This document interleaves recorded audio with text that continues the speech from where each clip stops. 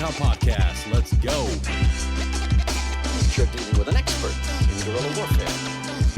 With a man who's the best. With guns, with knives, with his bare hands. A man who's been trained to ignore pain, ignore weather, to live off the land. His job was to dispose of enemy personnel. To kill. Period. Win by attrition. All right, Leonard, welcome to our podcast, man. Reading your email when we first introduced each other, I was blown away about all the things that we had in common. And you know, it's awesome being able to see and just read your journey through that email. But I'm excited to hear it from in your own words as you tell it to us today. So, Leonard Casiple, thank you for being here today, brother, and thank you for being willing to share your story. Thank you, brother. I really appreciated how David Yusuk connected us, and is a wonderful guy, honored one of the greatest Green Berets in Vietnam. Yeah. And forgotten Green Beret, ended up on the streets. And I really appreciate people like that who finds a ray of hope, shine a light on the heroes that went before us. Yeah. And I appreciate that, you served in the regiment, and, we're related by blood. Absolutely. Yeah. So Leonard, tell us, man, tell us your journey, your story. I grew up in Southern Philippines, born and raised in Southern Philippines during martial law under the Marcos administration. Saw some, it was the communists versus the government. Yeah. Both sides were mean to each other, and the people were just in the middle. And because of that, and I don't know if my parents still had issues with World War II when Japan invaded the Philippines. I grew up a very, very traumatized childhood. Yeah. Sexually abused at 5, tied to a telephone pole in the rain by my own mom in public, abused by my godmother, who was also my first grade teacher. Oh, wow. I could see the pictures just holding me, during my Catholic baptism. And she was abusing me in first grade. And so I was angry the whole time, just angry. Yeah. I could, the story that I wrote online, I showed a picture of when I was 2 and around 7. And by the time I was 12, my eyes just lost sparkle. I can tell I couldn't tell, as a kid, but now looking at it, it's just the soul you can read the soul from somebody's eyes. Yeah. And I lost that spark. And then we immigrated to the U.S. in 1980 and lived in public housing. And but when I was 16, some kids held me down and tattooed this green dot on my forehead. Yeah. And I quit high school because I didn't want to be laughed at every single day. And then when I started getting pimples and acne, it was actually more beautiful because I no longer had to hide this. Yeah. It hid it for me. And so I was just angry my whole life. When I got married to my first girlfriend, she left me. I was just angry. And I didn't know why I was angry. I didn't know until a few years ago when I actually healed. And I cried about all my pain at Save a Warrior for 5 days. And that's what I needed. Yeah. Childhood trauma is something that we don't get, it doesn't get explained to us. We don't have somebody sit down with us and break down how it's going to affect the rest of our lives. Nobody does that. It's up to us to struggle and stumble. And for many of us, we don't make it through that. We don't make it through the other side of that journey of healing. It's just stumbling and holding on to that hate and anger because you're brutalized.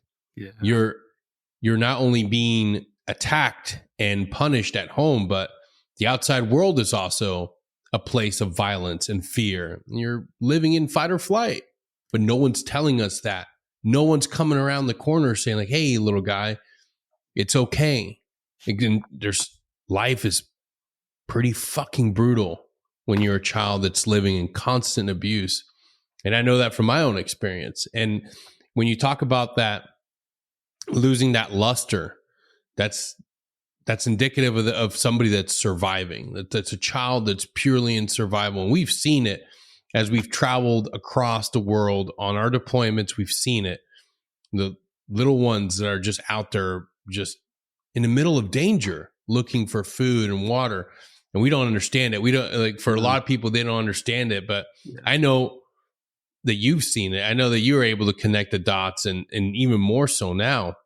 Man. Yeah. And I want to ask you, like, when you made that move, when you guys left the Philippines, moved to the United States, and now you're in public housing, it's a whole different animal. What was that like? Like, I would imagine that at first, maybe there's a little bit of hope and a little bit of excitement, but then to be met with another wave of pain and brutalization. That's a very good question. I grew up without electricity and reliable running water.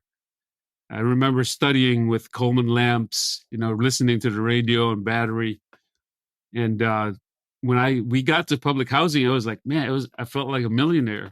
I don't know what a millionaire feels like, but I had power on demand, water on demand, and but we were surrounded with people who were also struggling, in and out of jail, in and out of prison, drugs, gangs. And I needed to fit in. So I joined. Yeah. Otherwise I'd be kicked out. My ass would get kicked, and I remember one day, one of my neighbors said, hey, you piss us off, we're going to throw a grenade at your house. And to me, that's real. I grew up under martial law, right? Yeah. Knowing now, that guy probably never had a grenade, but he was a lot older than me, and I believed him. So I said, well, I got to protect my family. I got to join them. Yeah. But then that started a whole downslide down a hill I didn't realize I was going to go down on. And it was just hopeless. And nobody would hire me. I was floating around I've been a janitor, a dishwasher, delivered newspapers, landscaping. I mean, you name it. Yeah. Asbestos removal. I did it. Working at Goodwill, busboy, whatever I could find for work. And it just sensed, there was an emptiness that I couldn't fill. And then I stayed angry. Then I began that every day. I would begin that cycle, right? I'd get angry at something. I didn't know what. I would feel bad about it. I'd feel guilty about it. And I'd do it again. And then it became a shame hit every single day. Like, I needed that hit, that adrenaline hit, the shame hit. And it's a horrible cycle that you're right. Nobody tells us, nobody gives us a op manual, SOP, a checklist. Like, hey, so I remember growing up, I'm the only son. And I remember growing up praying for a big brother, Yep. And that's why gang culture is so brutal. It's powerful. And it's that young kid that not only wants protection, but man, wants to belong to something. Like it preys upon the weakest individuals. Yeah. Because it sits there and says, hey, you want to be protected? You want to have a family? You want to feel that you're loved and cared for? Hey, all you got to do is survive this jump in. It's all you got to do. And that is true. You are accepted right away. And all my other friends, also had horrible childhoods. Yeah. They didn't know any better. No one came from the outside. I mean, we couldn't afford to drive anywhere. So, we were in that 5-10 mile 5-10 square mile area that, just put property that didn't belong to us, would put our initials as if we owned it. Yeah. Because we didn't have anything. All we had was spray paint. And it's that feeling of not belonging, and the city and the government not caring enough about it, being laughed at, and going to certain neighborhoods and saying, "Hey, you guys don't belong here." Heard that multiple times, and it hurts, but it's reality. Yeah, when you don't belong to the chosen class, when you don't belong to the individuals that have, and you're part of the have-nots, that affects you as a kid. Like it's almost better when you're surrounded by everybody that's poor. Like when everybody is equally poor, like you don't have to worry about shit. Yeah. You're wearing Goodwill clothes, and you're wearing shoes that aren't cool. But the moment you move into an area with a just slightly like middle class, and now you don't have as much, fuck, that's brutal. Yeah. That is a pain that so many kids that are going through, and they don't understand how to,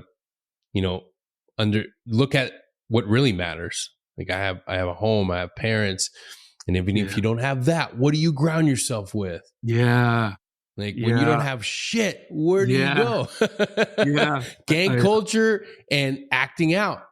And people don't understand. Now we do. We have these things. We have this concept of trauma-informed care, understanding the ACE, understanding childhood adversity, 10 things that if you meet the criteria of these 10 things, doctors, school teachers, adults within your inner circle of influence, they now have an understanding why you act out, why you're quick to anger. You didn't have that shit growing up, and they certainly didn't have it when you were growing up. No. I had a 9 out of 10 by age 12, looking Holy back. Shit. Yeah. So I was angry. And 4 and 6, you're like this. Yeah. By the time you're 30 or 40. So I had this conversation with my barber last night. He's, from Mexico. His parents immigrated, crossed illegally and became citizens. That he said that he got worse treatment from the Mexicans who were born here. And I said, you know what? The same thing happened to me. Funny fucking the Filipino kids who were born here, like crushing me. All right, we gotta call out some Mexicans right now, and I say it jokingly, but with all honesty, and even in the military too. Yeah. That's a hard group to try to like. I came from Panama, born and raised in Panama, left as a kid, and was brought into an environment where I wasn't allowed to associate with my culture. But one thing I realized real quick as a kid growing up, no one's going to be more brutal to you than Mexicans. And that was one of the hardest things to realize, that you don't belong with these kids, but you certainly as fuck don't belong with these guys. So it's like, fuck, man in the middle. That's the worst place to be, caught in the fucking middle. Yeah. And it wasn't until I got in the military that I was able to meet Puerto Ricans, Panamanians, Dominicans. And it's like, okay, like a whole plethora of individuals that I can now relate to and talk to.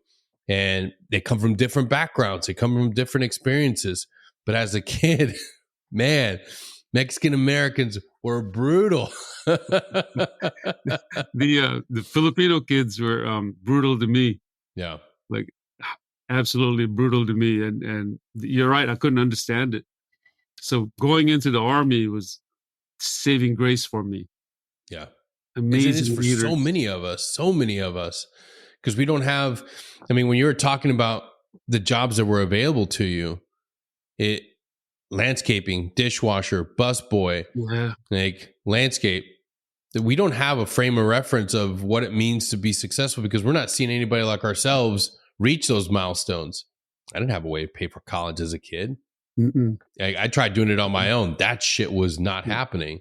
Fun fact, National Guard makes you pay that payment up front to the school. Then they send you a check. Figuring that shit out, my first attempt to go to school, like, this shit ain't working. It doesn't work for us. You're trying to work full time and trying to get the American dream of going to college. Yeah. that was infuriating. And that anger, that was present in my journey, and it stayed there. Yeah, I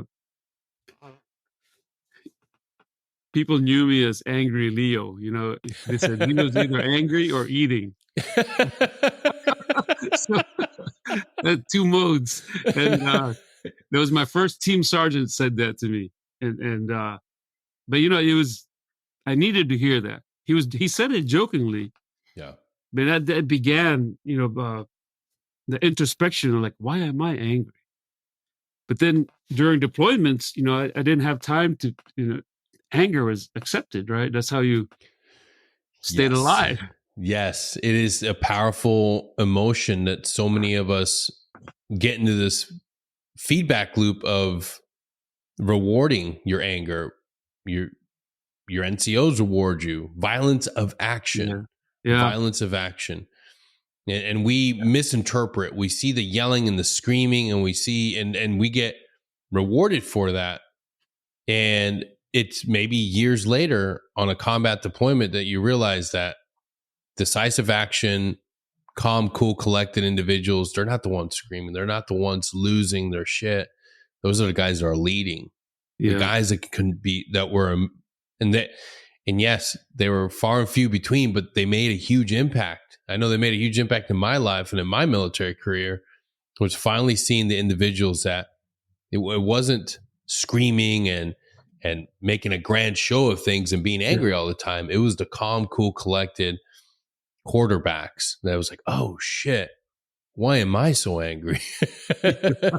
Yeah. I you know, and I cherish my time in SF because I failed Special Forces selection twice. Oh, no way. Yeah, I was a 21-day non-select, early 1994, January 1994. I had injured my hip, but I didn't quit. So it was the night before the 12 miler, and then through team week, I dragged my left hip. I couldn't lift it up. I came in last on the 12 miler. I came in last on the 24 miler because I just couldn't lift my left leg. But I didn't quit. I don't know how I made it through team week. And then 9 months later, I went right back. It was too early. I was still injured. Yeah. I didn't make it all the way through. So luckily, they gave me a chance to come back on the third time. And the third time, I was top 5% on everything because I already knew how far they were going. I knew how to prep. I mean, I prepped the right way. I had a first sergeant that came from Green, Task Force Green. He told me, he goes, I know you failed twice. I'm going to give you 30 days where you only come in from 1,300 to 1,600. In the morning, you're going to work out. In the evening, you're going to work out. So I did 2 workouts a day. And man, I love that man. He was a hard ass, but he set me up for success. And, you know, I was top in most of the events. And I was so grateful for that man. That's a leader. And kudos to you. That takes guts. I've seen individuals that weren't prepared, and they literally get flushed out because of PT test. Yeah. And they never come back. Well, they just wanted to check the box. Well, I tried. Well, did you really try? Did you? Yeah. You showed up and you weren't able to do a PT test. Come on, guy. But then I've seen individuals that gave it their all, and they say that it's exactly everything they wanted to do. This is the career I want to have. This is everything I want to do in my entire life. And they don't make it. And they go back and they're angry and hateful and spiteful. Bullshit. They fucked me on this, blah, blah, blah. Never go back. And all they would have needed to have done was dig deep and say, if this is really what I want to do, I'm going to go fucking do it. It takes guts. It takes a lot more guts to go through and try again. Like, there's a lot can be said for luck. Hey, the right cadre didn't see you fuck up. The right cadre didn't see you. There was a miscount. Yeah. But to come back and try again and give it 100% because you know that's where you want to be, that takes fucking guts, Leonard. That's awesome. Thank you. You know, I'd never been on a team, you know, so the ODA was my first team, Yeah. and it was just wonderful to be part of that. Have a higher calling than myself. Yep. And then right after 9/11, I was part of a small team that went into the Philippines, October 2001, to assess the fight against the Abu Sayyaf group in the island where I was born. Yeah. Tell me what, and a lot of people, history lesson, a lot of people don't know that the entire time, and even like we've lost Green Berets in the Philippines. Yeah. Like it is not like a place where, it's idyllic and it's always calm, and it gets put on the back burner of people's minds because Afghanistan and Iraq. But we had guys there that were fighting. We had guys there actively engaged, doing the real thing, doing the real mission. Because Afghanistan, Iraq is sexy because we're doing the door kicking and everything. Yeah. But what's the real SF mission? Leonard, you gotta let's dive into this one. That's the classic foreign internal defense. Yes. I was a brand new E7 at that time, and I went in with a small team. It was then Colonel, now retired Lieutenant General Fridovich, who was my group commander, the S3, Lynn Ashley, a few other guys, CSM, and we had a guy from Green, had a guy from the Navy SEALs, had a guy from the Air Force CCT, a captain, then a small assault team for just in case. So we flew in we all started from Okinawa, flew in into under cover of darkness, supposedly because it's supposed to be hush hush, but by the time we got there, the news was at the airport, so we couldn't do it. So we spent 3 or 4 days assessing the national level policy against terrorism. We went to the diversion on the Pentagon, and we all wore civilian clothes. So General Fridovich introduced me as Mr. Casiple because, I was enlisted, and those guys there were graduates of their academies, and they're very, rank conscious. Yep. And so that lasted for about 2 days. And then, they started, because I spoke the language, they started, they poked me and they said, okay, yeah, you're enlisted. And then, but then we went to Zamboanga, which is the regional command, spent some time there. And because I was the only one who spoke the language and I'm brown, and the Americans hadn't been there since 1902. Wow. Yeah, the last time Americans were officially in that region was 1902, and that was 2001. So I went to get water, took the van with the driver, went to get water at the mall, exited the mall. 30 minutes later, when I exited, they blew up, the Abu Sayyaf blew up a bomb, killed 5 people, injured 40, because they said, we know Americans are here. Yep.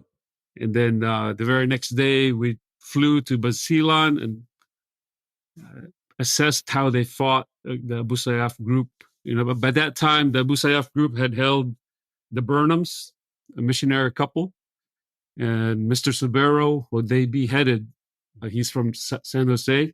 Yeah. Those guys are brutal. They're just criminals. They say they're terrorists. They're not.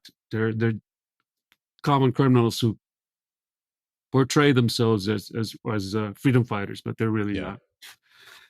They're just hoods with guns, hoodlums with guns. So then we flew back to Okinawa, but before that, we gave an out brief, and this is how I realized, and I knew this from the beginning, growing up in the Philippines.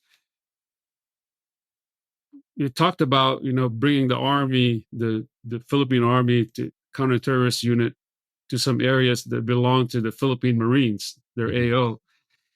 And right then and there, generals were like, no, that's my area. You can't come in. This and the enemy knows this, and they exploit that. Yep. So they frequently go into different AOs so that, the commander will, it's just, it's just tribal mentality. But then we went to Okinawa finalized the plan. And then when I was already back at Lewis, uh, I got a call from Hawaii. They said, Leonard, you used to be in psychological operations. I was in PSYOP for 2 years before I went to SF. And then they said, we don't have a name for this operation. So you need to bring out, you have 20 minutes to make a name. I said, 20 minutes? I said, yeah, that's all you got. And so Classic. I closed myself up in a room, and I was thinking, like, what symbology, things that I learned from PSYOP, right? Yeah. Winning hearts and minds, symbols, words. So it just happens that the national bird of the Philippines is the monkey-eating eagle. It's an eagle. And then also ours is the bald eagle. And at that time, they had already coined Operation Enduring Freedom. Yeah. So I gave 3 possible names, and they picked Operation Freedom Eagle. And I explained it, freedom, and then eagle is by national loyalty, by national commitment, by national birds. And it worked. It was approved, the whole plan plus the name, an afterthought, it was approved in December. And then I was right back in the same place in February. Helped set up the first group footprint in the area, 100 years later. Dang. Yeah, it's amazing. I spoke the language. I did a lot. And because I spoke the language, I was often overworked. Yeah. Yep. Which also happened in Iraq. I graduated from the 18-month Arabic language course, and 7 months later, I was in Iraq. Damn. Doing a joint combined counterterrorist task force. And language is beautiful because, you can connect. Yeah. But if you're the only one who speaks it, you're going to be overworked. You're working nonstop. Oh, but it's a beautiful thing. And I'm just so glad that I was given the opportunities. I didn't apply for Arabic. My command came to me and they said, we need to send 2 people to Arabic language school. I said, why? We're in Asia. Yeah. They said, just go. We'll make sure you come back to the SIF. I was at the SIF at the time. They said, we'll make sure you come back here. So I did that, went right back to the SIF, and I was the only one who graduated. I was the only one in first group had Arabic language, graduated with 3.2 plus, and then later 3.3. And, but during my time in school, my friend Obi got killed, Obadiah Kolath. He had failed Delta selection twice and finally made it. That was his first year while I was in school, and we were on the same team, and he got killed in Iraq, August. And then another guy on my team, Joe Andres, got killed December 24, 2005 in Iraq during a hit. So I made sure that I practiced Arabic so well because I made it a personal mission to I'm gonna honor my friends. Yeah. I did good. I think I did good. We did a lot of hits, captured a lot of people. There's some bad people out there. Oh yeah, especially that time frame in Iraq. That time frame for Iraq was very volatile. I want to ask you, going through with that high demand, what was your emotional state like? I mean, you've gone through a life of nothing but suffering and adversity. Did you find it being channeled into the mission, into the work?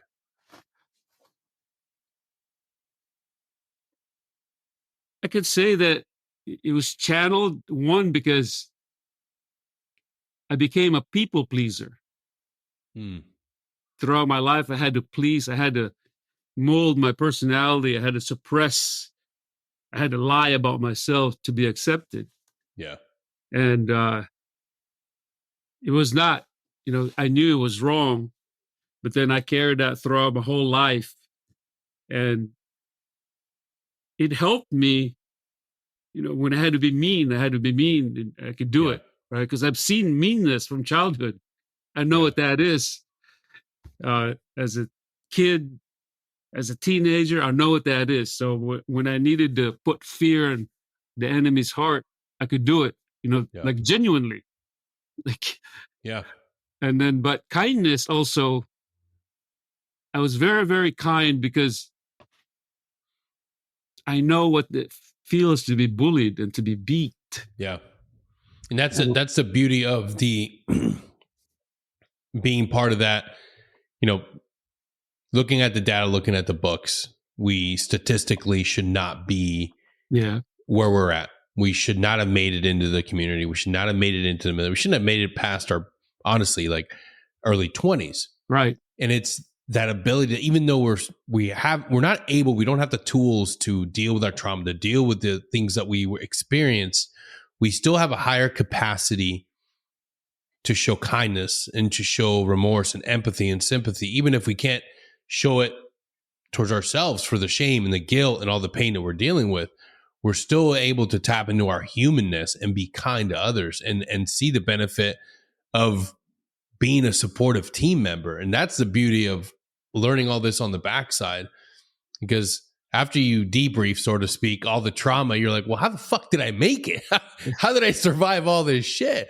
Why am I not in prison? Why am I not sitting locked up behind bars, addicted to drugs and substances? It's like, well, there's a little bit of luck, but there's also something within us that a lot of people don't have. And it's that ability to be like, even though I've suffered, even though I've been through so much, I'm not going to just take it out on everybody else. I'm not going to always reach. And we do have, our downfalls, and we do have our shortcomings, but I do believe that we remain and retain a piece of that wanting to be kind and generous, just like we always wanted somebody to be kind and generous to ourselves. That is so true. And even when I was effective being mean, it hurt me. Yes. I would ruminate about it, and it really got to me when I couldn't walk for a few years after I got medically retired. And I felt like that 5-year-old kid again, that people would just come up behind me and start hitting me because I was on crutches for a long time. That's why my company logo with the PV looks like a man on crutches on one leg, because I'm honoring that. That was some of the darkest times of my life. And I didn't know what that meant. My mom had died in 2016. Before that, my dad in 2014. But I didn't cry when my dad died. But I cried when my mom died. And we had a horrible relationship, just like this. Then a few months later, I read that somewhere, just by accident, that we cry the hardest when the person we hate the most dies, because now I have no one to blame. And I didn't know how to process that. I became suicidal. I just fell apart at the dining table, just bawling. I couldn't stop myself, because all the years and decades of, I never got an apology from my mom, and I never got an apology for this, and I still didn't know how to fix myself. That's when I contacted Mission 22. Those guys, man, Magnus Johnson, Brad Hubbard, those guys saved my life, sent me to some programs where I healed, and everything changed from there. When I learned to be vulnerable and around men, and I shared my story, I just took out whatever was in my heart and in my gut and then spilled it. And they said, it's okay. You're still worth it. You're lovable. You're worth it. You're the best version of you is not even, you haven't seen it yet. It's hug me. And they taught me 3-minute hugs and saved my life. Yeah. We don't talk about vulnerability when we're in uniform. We don't talk about vulnerability as being an asset as being a vital tool to being able to reckon with what you're going through. I share openly, and I didn't understand it. I didn't have a frame of reference about vulnerability outside of you don't want to be vulnerable against the enemy. Right. That's the only understanding I had about vulnerability until I cracked open Brene Brown's book.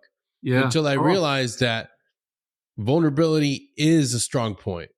Yeah. If I'm willing to put myself and expose myself in my most vulnerable parts about everything that I've gone through, the shame, the guilt, the pain, the trauma, in a public forum like a podcast or a YouTube video, I don't care how many people reject it and say, well, men shouldn't do that. They shouldn't talk about that.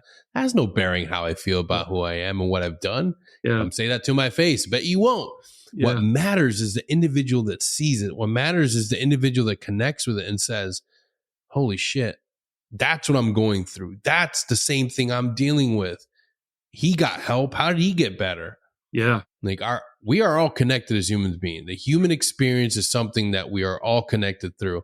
My suffering should not be just let here next to me, just hanging out with me. My suffering is a powerful way of connecting with other people's by sharing what helped me overcome these things. Because now more than ever, we're told that you have PTSD, you have TBI, you have anxiety, depression, insomnia, sleep apnea. Put that warm diagnosis on and you stay there. Yeah. You don't have to worry about overcoming straight it. jacket. Yeah. Fuck that. No, It's a powerful tool, a diagnosis. It lets you know what the enemy is and it lets you know how you can fight back. But we don't do it by ourselves. We don't heal by ourselves. There's powerful organizations. There's resources. There are doctors, clinicians, dietitians. The list goes on. And they help us fight. Just like when we were in Iraq or Afghanistan. You didn't go fight the enemy on your own. You went and you got every powerful fucking resource. And then you took it to the enemy. And I'm so glad you found Mission 22. It's a powerful group that's changing lives on a daily basis. Yeah, they're amazing. And talking about vulnerability, I was on a podcast where I talked about, we had to leave North Carolina because of issues with drug dealers. Yeah. And I was prosecuted twice because I went against the drug dealers. But I didn't want to relive the projects. I didn't want to relive growing up under martial law. I had to stand up for my community, but the community was afraid. So we lost our house. We had to move all the way across the country. I had to call the FBI. But I was in this podcast talking about that, being vulnerable about how we had to move across the country. As a Green Beret, I had to pack up my bags, move my family across the country to be safe. And the host called me 18 months later. He said, somebody called me from North Carolina. I watched the video. He said, you might know him. I said, yeah, what's his name? He said the name. I said, whoa, that's my neighbor across the street. He said, yeah, he watched the podcast. It brought him to tears. He said that it's time to apologize. And I cried for a little bit. Barry listened to me. I said, man, it's been like 15 years, from start to end. Now, dang, 15 we lived there years. 6 years dealing with that. And we had been in California almost 9 years now. And, we had to live in a 1-bedroom apartment, being poor again, right? From a 3-bedroom home on a golf course community to a 1-bedroom because couldn't afford, nobody would buy the house. Yep. I couldn't work. Just really, I felt like crushed to the world. That I just had gotten medically retired, couldn't work, couldn't walk. I felt like, a kid being, again, crushed again from hero to zero, And what happened? What started it all off? The issue in North Carolina. Yeah. We bought a house. I got a station at Swig. In my 19th year in the Army. And my wife and I decided we're going to buy a house, live there. And, it just so happened that I did all the homework. I looked at the crime records. I looked at the schools. I was like, man, this is a good place. Yeah. golf course community, second best neighborhood in the city. I said, this is good. And so I even did a day and night recon. Like, it's safe, right? And well, I was home for they had replaced this disc on my neck for 30. I was home for 30 days. And I was up at night, and I realized that at 2:00 in the morning, 3:00 in the morning, people were coming in with tools and leaving a few minutes later with nothing, men, women. I mean, just get in, get out, get in, get out. I threw out there every single night. I said, well, there's something wrong going on here. So I started taking pictures, started taking down, license plates. And I reported to the police. Well, inadvertently, it wasn't done on purpose, but they had compromised my reports, so they knew it was turning them in. Oh shit! Oh yeah, and then 6 months later, they caught a murderer that had been hiding there for 3 months, and there was a change, and you can pulse, just like in war, right? You can feel the community pulse, right? Yeah. And by March 2010, they had gotten like really brave against me, and we had just lived there 6 months. And I said, "Well, there's a really a change in the attitude. Like there was March, and then the murderer got caught in July, hiding in that house. So what happened was the guy murdered someone in March, had been hiding there. So I couldn't put two and two together. Yeah. That's the reason why they felt powerful, because they had a guy hiding who was just killed someone down the street in a bar. And so I stepped up my reporting. Even the police met with me a few times, and then the PTSD kicked in. I refused to get a PTSD diagnosis during my my medical board. The guy said, if I give you a medical diagnosis for PTSD, you'll never get hired by a federal job. And I said, well, I guess I don't have a PTSD then.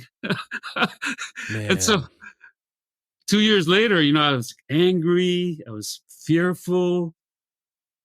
I couldn't sleep.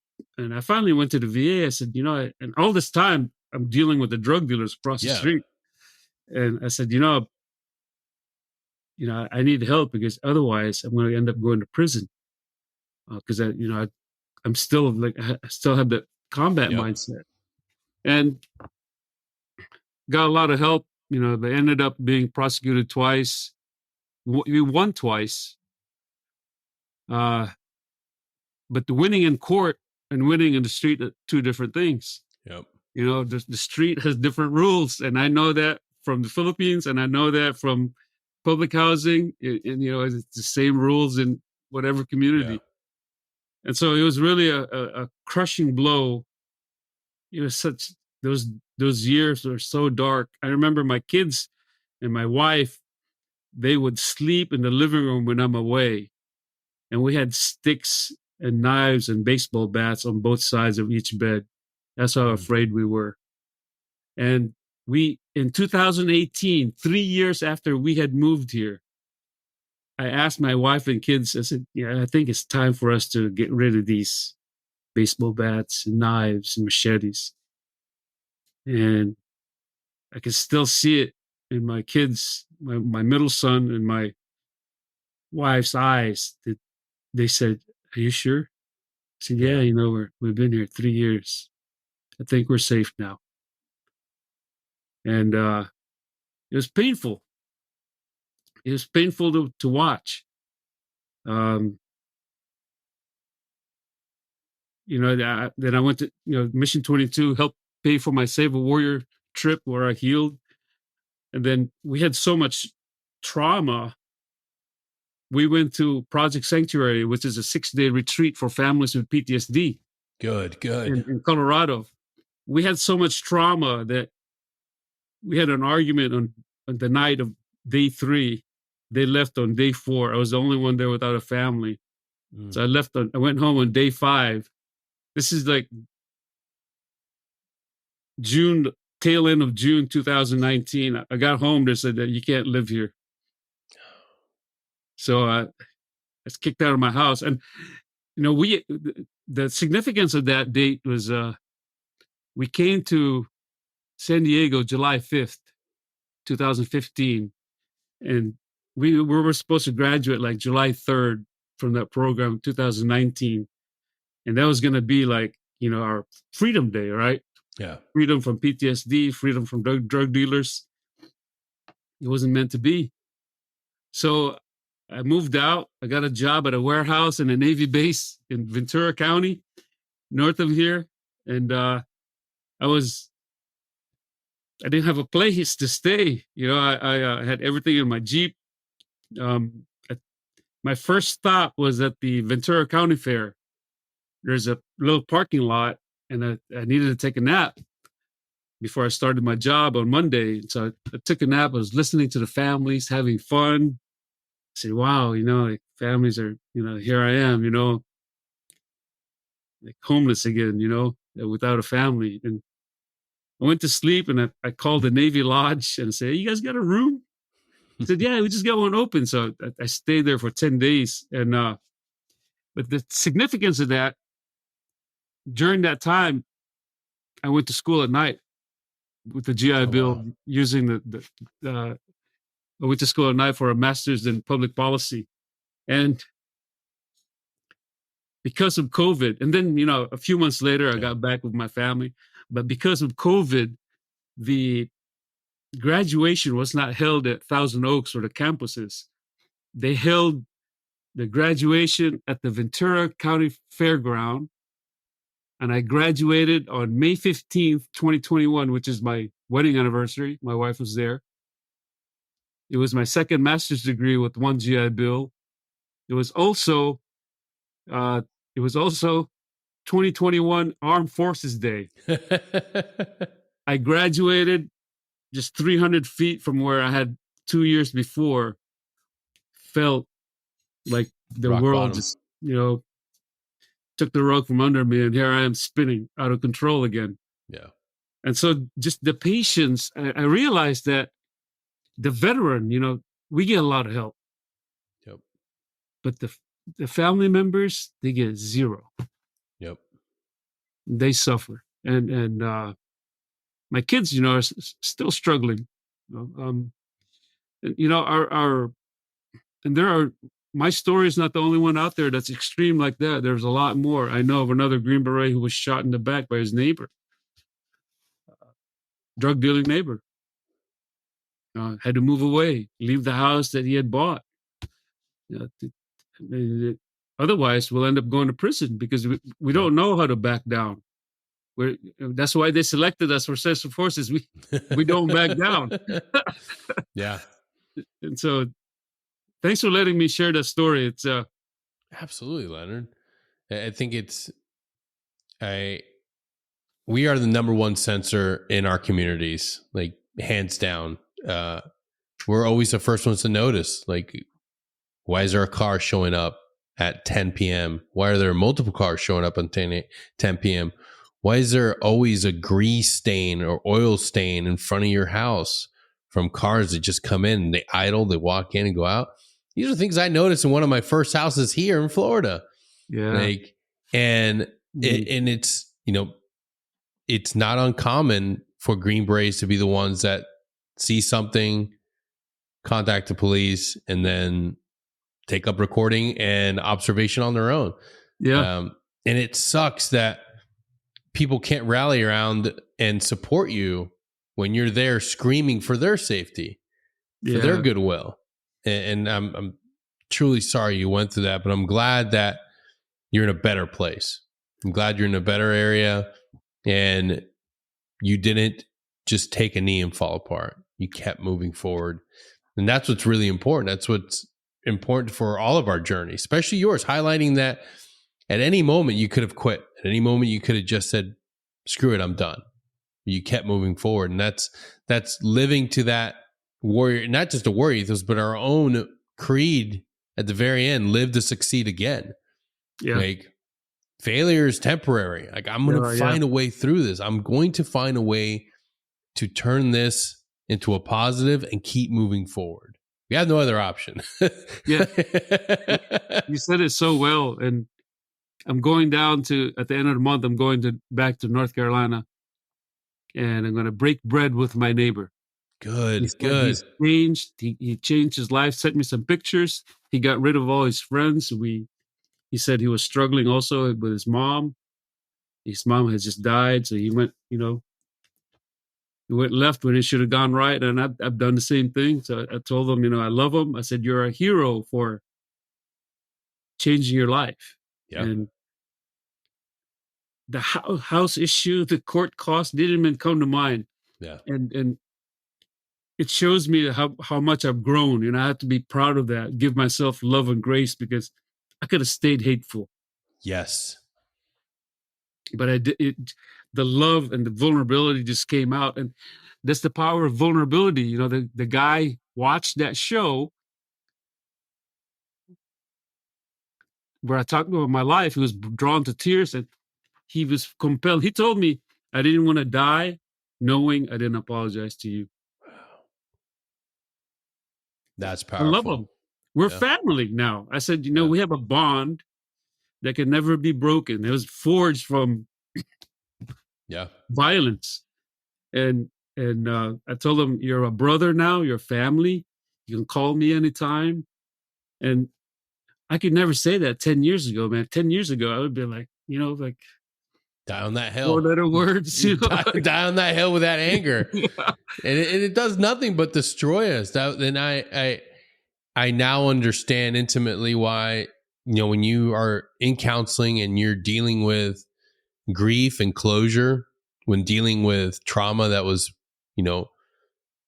that you were subjected to at the hands of a predator, at the hands of somebody that was supposed to be a protector, supposed to be a parent, when your entire life, there's no forgiveness. There's no, you hold on to that hate. And you hold on to that hate so much, you fantasize about being able to exact your vengeance and your judgment.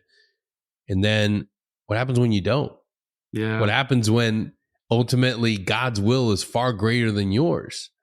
And you have to surrender to that understanding of like, nothing that I do, nothing that I can physically do to that person is going to ever be as righteous and as perfect as what God has intended for that person. Like, having to just say, you know what, you're right. I need to let this go. I need to forgive. And ultimately that's for you. I know it. I know it now because I experienced it. I didn't want to forgive. I didn't want to say, I forgive you. I didn't even want to just say that in those little words, that little act of say, I forgive you. I didn't want to. I wanted to hang on to that hate. But what's that doing to me? That's slowing my progress. That's slowing my journey. Forgiveness is not saying that I am absolving you of your sins and what you did to me. No, I'm choosing to not carry it anymore. I'm choosing to not let it be a burden. Yeah, that's a wonderful. Most men don't get to that level of what you just said, and we know that. No. We see that all the time, and it's sad to see. And one of the reasons is that vulnerability, not only vulnerability, but crying is seen as a weakness. Yeah. But I posted this 2 years ago on LinkedIn. I said, there are 4 types of tears. Only one is for weakness. It's to manipulate, because that's fake. Yep. It's not a tear of strength. It's fake. But the other 3 are for strength, for courage, tears for joy. You win, I cry for you. Yeah. Physical pain. I get hip surgery, knee replacement. That's painful, man. I got some tears coming here. I had a bad landing. I got tears. Yep. Valid tears. But then tears for sorrow. Yeah. I can cry in this culture. I can cry for a dead singer I never met. I can cry for a dead actor I never met. I can cry for my friends who died, but I can't cry for me, for my own sorrow, for failing, for being mean to my kids and my wife, and for not doing enough, or doing too much, I can't cry for that grief. But that's sorrow is a tear of courage. It's a good tear. But Yeah. we seem to, we think this culture said, crying is for girls. Listen, we all have tear ducts. Yep. And somebody from LinkedIn contacted me and said, "Hey, I needed to see that today." That was my permission to. He said, "I'm going into 30 days at the Betty Ford Clinic." I said, "Really?" So we talked, became friends, and after 30 days, he called me back. He said, "Hey, I'm done. I'm going into 21 days of outpatient," and all because of that message that, hey, man, you're not weak. Everybody's got tear ducts. Yeah. Um, Crying is a vital aspect of your life. There's no reason why you should hold on to tears, and there's no reason why you should listen to anybody telling you that you should reserve crying for special moments like a wedding. Men don't fall apart. Let me tell you, in the last 2 years, I have cried for so many reasons, for all the trauma, for all the pain, for all the suffering, for the people that I wasn't allowed to cry for when they passed as a child. I have, fun fact, I have an intimate knowledge of what it means to not be able to cry when somebody close to you dies. Like you're told and you hear that you're being punished and you're being brutally beaten, and they tell you, "Hey, you want some more? I'm sorry. If you cry, you'll get some more." And it's like, okay, then you have to hold it down. You have to swallow it down. Let that out. If you're listening to this podcast, chances are that you're from the community, you're from the military, and because statistics are awesome, chances are you've gone through something. And if you haven't gotten help, if you're always constantly fighting tears because you feel like you're less of a man for crying, let me tell you, it doesn't make a difference. You're still a strong individual. Oh yeah, you're meant to cry. It's in the it's a vital aspect. Yeah. Something moves you. Something you see something on TV and it connects with you, or you read a poem that speaks to you. Let it out. It's perfectly normal. What's not normal is holding everything in. What's not normal is holding everything in till you have a panic attack or you have a mental breakdown. Yeah. That's the abnormality. That's the things that I went through. So I went through those so you don't have to. So let go of them. Let go of it. Be willing to cry. Be willing to show strength like Leonard has. Be willing to experience every single emotion that's out there, because guess what? Emotions are part of the human condition, and you are no different, my man. I'm glad you summarized it that way. You said it so eloquently, so well. That there's power in tears, cleansing power in tears, and better than any drug you can ever get.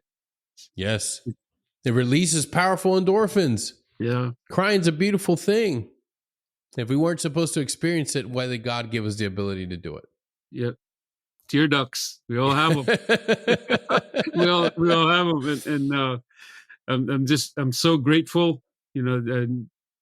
From coming up as a high school dropout, now I'm working on my doctorate degree. Nice. In law and policy, and when I introduce myself to the class or to every class, I no longer hold back. I say I'm a high school dropout. I'm an immigrant. I joined the Army with a GED and a green card. Became a Green Beret. No. That's beautiful. That's an amazing journey. It's individuals such as yourself that make me proud to be a Green Beret. Like looking at our lineage, looking at everybody that came before us and paved the way. It's not about the John Waynes. I say this all the time because people still have that image of the Green Beret starring John Wayne. That's not us. That's not us. It's the Puerto Rican kid. It's the Dominican that came here at 19 and took a shot because he had no other option. Yeah. It's people like you, Leonard, that came here and fought for every single thing they could and then said to themselves, you know what? I think I can fucking do that. Yeah. I'm 5'4", you know. I'm not Rambo. No, you're better than Rambo because you're fucking real. And that takes me back to our SUT cadre that had I remember Field Team 3 had this giant friggin' poster of Rambo, and it said Rambo quit SUT, and it's so fucking true. It's so true. Yeah. It's not about the 6'7" guy. It's not about the bodybuilder dude. That doesn't mean shit when you got to move for 12 fucking miles or 24 fucking miles. Do you have the grit? Yeah. Do you have the grit? Do you have the tenacity? And do you have the spirit of a fucking champion? And Leonard, I know for a fact that you do. I can't thank you enough for being here today and for sharing your story, brother. Real quick before I let you go, besides working on your doctorate, what are you working on now? Are you working on your book? Are you going to publish it anytime soon? I started my own company last year, 2022. Hell yeah. It's called Public Value. But then I started that in January 2022. But the VA called me in on July 5th, 2022, which is the anniversary of us arriving, in 7th year anniversary of us coming to San Diego. They called me in, and I didn't know what it was. They called me in. They said, hey, you've earned 2 master's degrees with 1 GI Bill. We'll pay for your doctorate if you want to get one. So, I was like, hell yeah. So here I am. I'm trying to build my company. At the same time, I'm learning law and policy at Northeastern, and my policy focus is a global water supply. I'm learning for the last 18 months. I've been learning nothing but law, policy, and water. And I'll be able to help communities. I grew up without reliable running water. I grew up without electricity. And we've been to countries where it didn't have good water. Yep. So my goal is to be able to help communities. Water is cleansing. You can't live 3 to 5 days without water. You can't raise crops or animals without water. We can walk somewhere. We don't need gas in the car, but we can't live without water. Yeah. So I'm truly grateful. I mean, this country has given me so much. I can't even imagine wow, yeah. I feel it too, brother. Yeah. Man, thank you so much for being here, Leonard. And to all of you listening, please remember that you can go through hard things. You can go through adversity, but take a knee. Take care of your mental health. Take care of your physical health. And if you need to, fucking cry. We'll see you all next time. Take care.